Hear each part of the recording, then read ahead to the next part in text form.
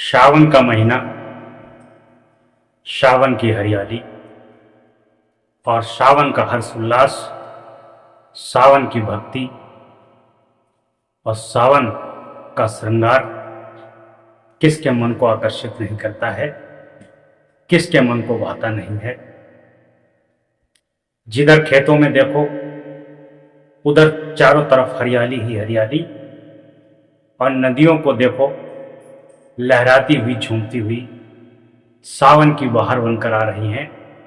और आसमान की ओर देखो, इतने घनघोर बादल, काले काले बादल, सफेद सफेद बादल कितने सुहाने लगते हैं।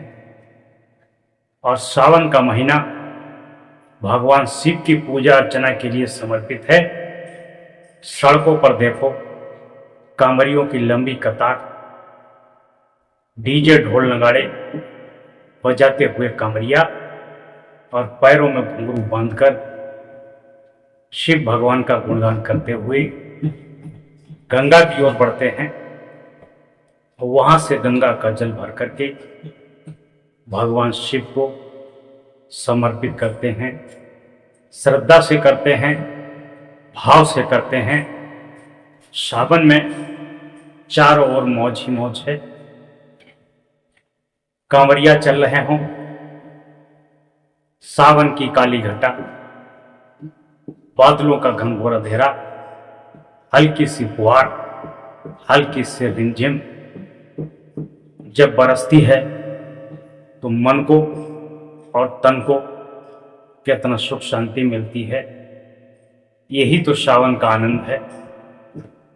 लेकिन आपने देखा होगा कि भक्ति करने वाले लोग बहुत बहुत दूर से गंगा जल भरकर भगवान शिव को समर्पित करते हैं।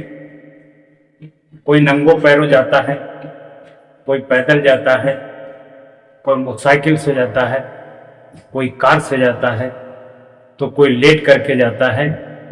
सब अपने अपने तरीके से भक्ति और श्रद्धा में लीन हैं। कई बार तो आपने देखा होगा एक डाक कांवर की प्रथा चली है। उसमें नौजवान लोग दौड़ दौड़ करके कांवर ले जाते हैं। लेकिन ये विचारणीय बात है कि दौड़ दौड़ के जो कांवर ले जाते हैं, नंगे पांव कांवर ले जाते हैं, भाग भाग के कांवर ले जाते हैं, इतनी दूर से 150 किलोमीटर 200 किलोमीटर से कांवर ले जाते हैं और भगवान शिव के लिए जल समर्पित करते हैं। लेकिन उन्हें इस बात का विशेष ध्यान रखना होगा कि इतनी दूर से ले जाया हुआ जल भगवान शिव को समर्पित करते हैं। क्या भगवान शिव वास्तव में आपके जल के प्यासे हैं? वास्तव में वो आपके जल के लिए बैठे हुए हैं? आज हम इसी विषय को लेकर के चर्चा करेंगे। जो व्यक्ति अपने घर में, परिवार में, रिश्तेदारी में, पास पड़ोस में और समाज में कार्य करने के लिए सदैव तत्पर रहता है, सदैव सेवा के लिए तत्पर रहता है, सदैव सेवा और परोपकार के लिए तत्पर रहता है, नियम संयम का पालन करता है, वह व्यक्ति की भक्ति, उस व्यक्ति की कांवर भगवान शिव हंसी खुशी से स्वीकार करते हैं।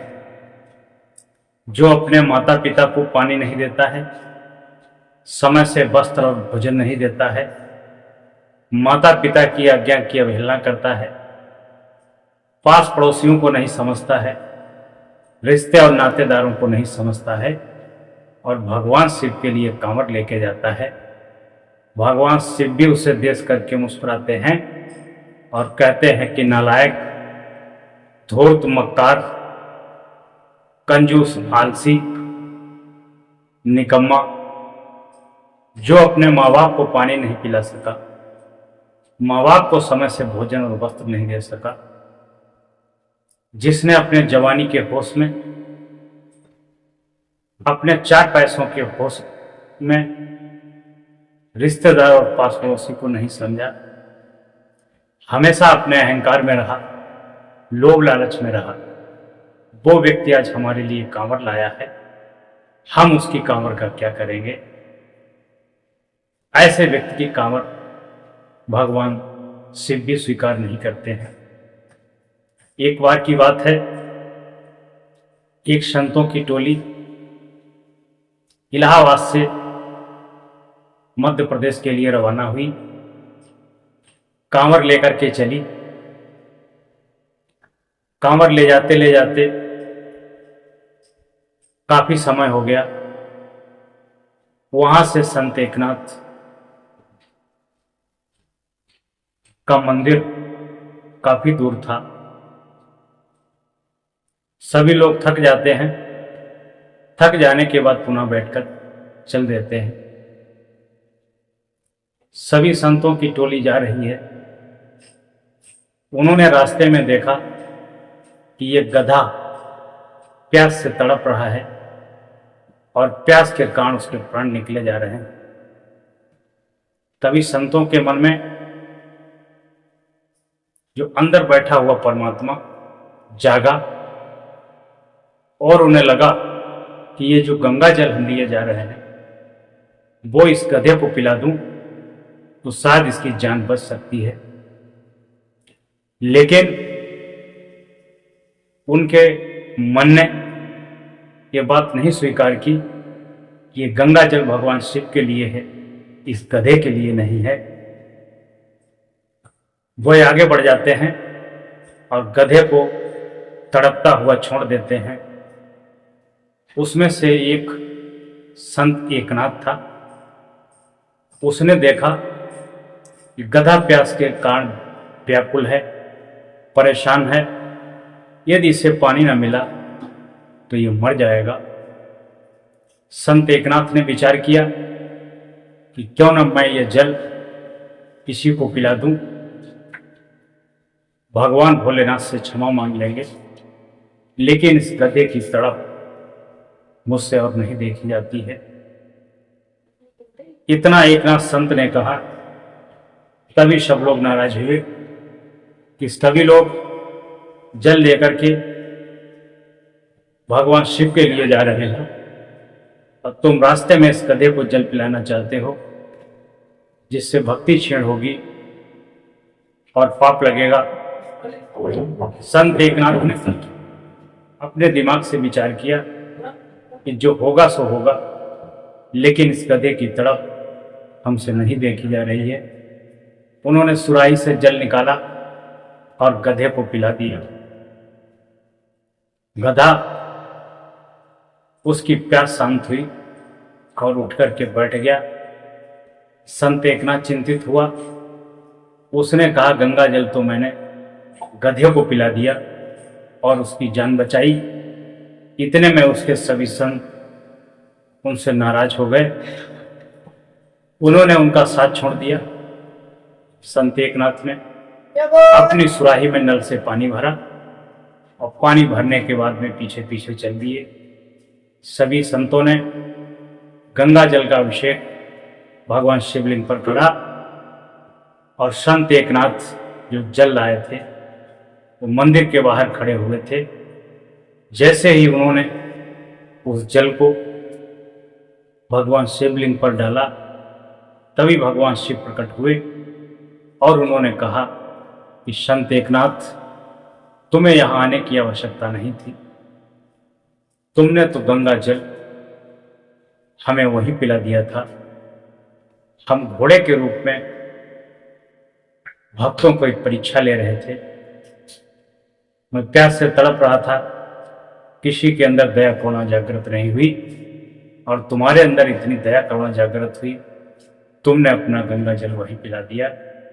मैं तुम्हारी भक्ति से प्रसन्न हूँ, मैं तुम्हारी भक्ति से खुश हूँ और मैं तुम्हें आशीर्वाद देता हूँ कि जब जब शंकर भगवान का नाम लिया जाएगा, जब जब शंकर भगवान के श्रेष्ठ भक्तों का नाम लिया जाएगा, तो संत एकनाथ का नाम सर्वश्रेष्ठ सर्वोपरि रहेगा।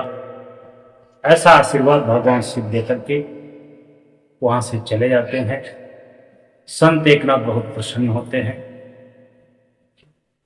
क्योंकि उनके अंदर दया और करुणा जागृत थी। वह हर एक पशु पक्षी में, हर एक जीव मात्र में ईश्वर का दर्शन करते थे। जिसे जीव मात्र में, प्राणी में, मनुष्य में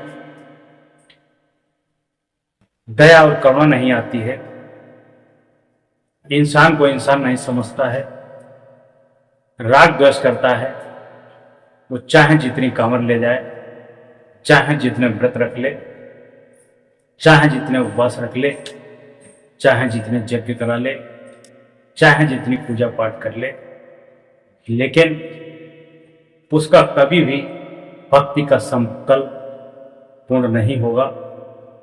ऐसा भगवान शिव कहकर के वहाँ से चले जाते हैं। इसी प्रकार से जो लोग कांवर ले जाते हैं,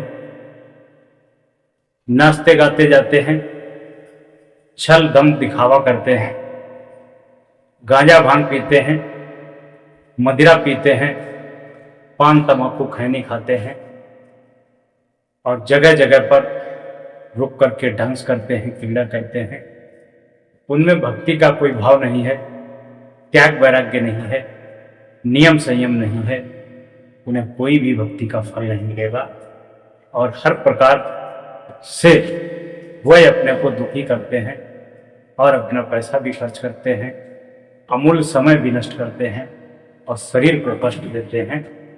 इससे कुछ होने वाला नहीं है। जो नियम संयम से, सच्चे मन से, श्रद्धा से